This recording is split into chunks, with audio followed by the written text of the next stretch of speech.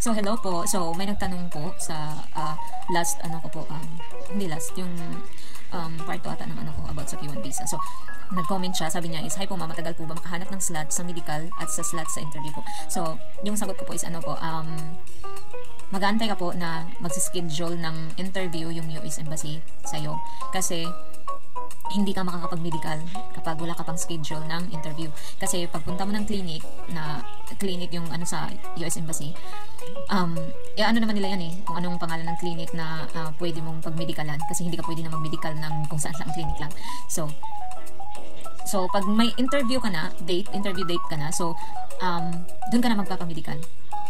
Saka ka pa magpapamedical. Kasi kapag pupunta ka sa clinic, hanapan ka nila ng interview date, tsaka kanila i-medical.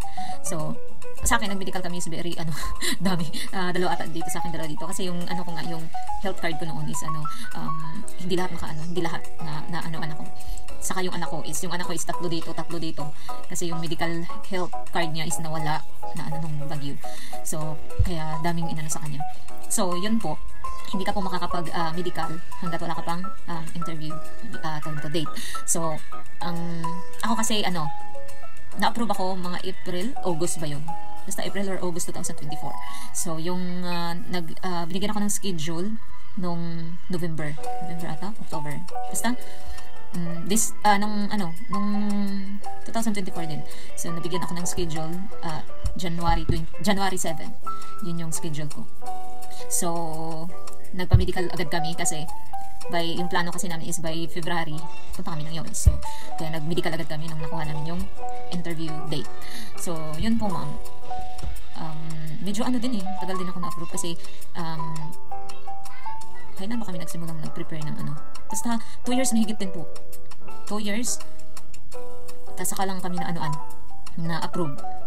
Buti nga nakahabol kami kasi ngayon daw is sobrang hirap daw, kumbaga matagal noon, mas matagal pa ngayon. Iwan ko lang kasi si Trump nag-ata ng rules. So, kung sa Pinas ka po ma'am, hindi ko lang alam ha, kasi dito sa Qatar, sobrang bilis lang. Tapos, walang kasi sabi nila kapag sa Pinas daw is sobrang haba din ng pila, kailangan mong maagang pumunta dun kasi sobrang haba ng pila. Pero, naman ata daw yan, by time. Kagaya dito, time din by time. So, ako is 8, kasi 8 mag-open yung US Embassy. So, 8 ng umaga dito sa Qatar. So,